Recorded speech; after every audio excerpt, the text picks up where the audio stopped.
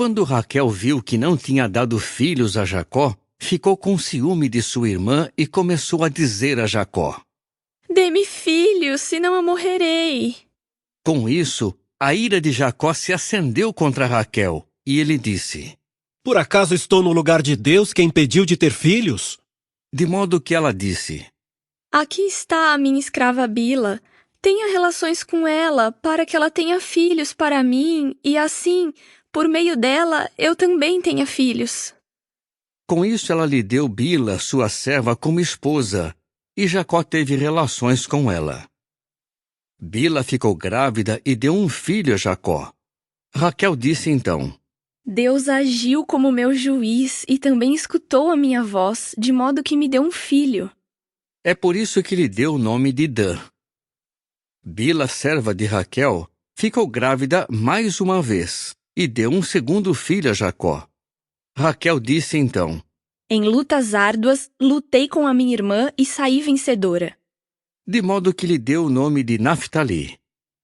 Quando Leia viu que havia parado de ter filhos, tomou Zilpa, sua serva, e a deu a Jacó como esposa. E Zilpa, serva de Leia, deu um filho a Jacó. Leia disse então: Que sorte! De modo que lhe deu o nome de Gade. Depois disso, Zilpa, serva de Leia, deu um segundo filho a Jacó. Leia disse então: Como sou feliz! As mulheres certamente dirão que eu sou feliz. De modo que lhe deu o nome de Azer. Nos dias da colheita do trigo, Ruben estava passeando pelo campo quando achou mandrágoras.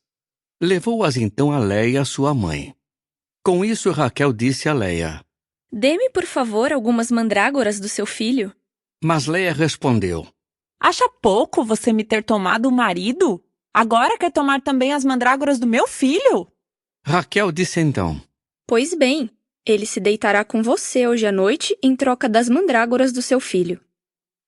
Quando Jacó estava voltando do campo ao anoitecer, Leia saiu ao encontro dele e disse: É comigo que terá relações, pois eu comprei esse direito com as mandrágoras do meu filho. Assim, ele se deitou com ela naquela noite. E Deus ouviu e atendeu Leia. Ela ficou grávida e deu um quinto filho a Jacó. Então Leia disse: Deus me deu meu salário, porque dei minha serva a meu marido. De modo que lhe deu o nome de Issacar. Leia ficou grávida mais uma vez e deu um sexto filho a Jacó. Leia disse então: Deus me deu, sim, deu a mim um bom presente. Finalmente meu marido vai me tolerar, pois lhe dei 6 filhos. De modo que lhe deu o nome de Zebulão. Depois ela teve uma filha e lhe deu o nome de Diná. Finalmente Deus se lembrou de Raquel e Deus a ouviu e atendeu, tornando possível que ela ficasse grávida. Ela ficou grávida e teve um filho. Disse então: Deus tirou a minha desonra. De modo que lhe deu o nome de José, dizendo: Jeová me acrescentou outro filho. Depois que Raquel deu à luz José, Jacó disse imediatamente a Labão: Deixe-me partir, a fim de que eu volte para o meu lugar e para a minha terra. Dê-me as minhas esposas e os meus filhos, pelos quais o servi, para que eu vá, pois o Senhor sabe muito bem como eu o servi. Labão lhe disse então: Se eu achei favor aos seus olhos, entendi pelos presságios que Jeová está me abençoando por sua causa. E acrescentou: Estipule o seu salário, e o darei a você.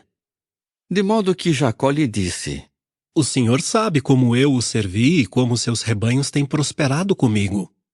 Antes de eu vir, era pouco o que o Senhor tinha, mas seus rebanhos aumentaram e se multiplicaram, e Jeová tem abençoado o Senhor desde que cheguei. Agora, quando farei algo para a minha própria família? Ele perguntou então: O que lhe devo dar? E Jacó respondeu: Não me dará absolutamente nada. Voltarei a pastorear o seu rebanho e a cuidar dele se o Senhor fizer o seguinte para mim. Vou passar hoje por todo o seu rebanho. Separe dele toda ovelha pintada ou malhada, todo carneirinho marrom escuro e toda cabra malhada ou pintada. De agora em diante, esses serão o meu salário. E minha retidão falará por mim no futuro, no dia em que o Senhor vier para inspecionar o meu salário. Se houver comigo alguma cabra que não seja pintada ou malhada, e algum carneirinho que não seja marrom escuro, será considerado furtado. Diante disso, Labão disse: Isso é excelente. Aconteça segundo a sua palavra. Então, naquele dia, Labão separou os bodes listrados e os malhados, e todas as cabras pintadas e as malhadas, todo aquele em que havia algo de branco, e todo o carneirinho marrom escuro, e os entregou aos cuidados de seus filhos. Depois ele estabeleceu uma distância de 3 dias de viagem entre si e Jacó. E Jacó pastoreava o restante dos rebanhos de Labão. Jacó pegou então varas ainda verdes de estoraque, de amendoeira e de plátano, e fez nelas manchas brancas, descascando as varas e deixando exposta a sua parte branca. Depois colocou as varas descascadas diante do rebanho, nas calhas, nos bebedouros, onde os rebanhos iam beber água, para que se acasalassem diante delas quando fossem beber. Assim os rebanhos se acasalavam diante das varas, e os rebanhos produziam crias listradas, pintadas e malhadas. Então Jacó separou esses carneirinhos e virou os rebanhos de forma que os animais dos rebanhos de Labão ficassem de frente para os listrados e todos os marrom escuros. Depois separou os seus próprios rebanhos e não os misturou com os rebanhos de Labão.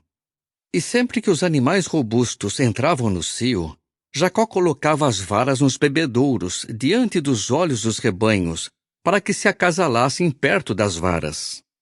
Mas quando os animais eram fracos, não colocava as varas ali. De modo que os fracos sempre ficavam para Labão, mas os robustos para Jacó. Desse modo, o homem prosperou muito e passou a ter grandes rebanhos, servas e servos, camelos e jumentos.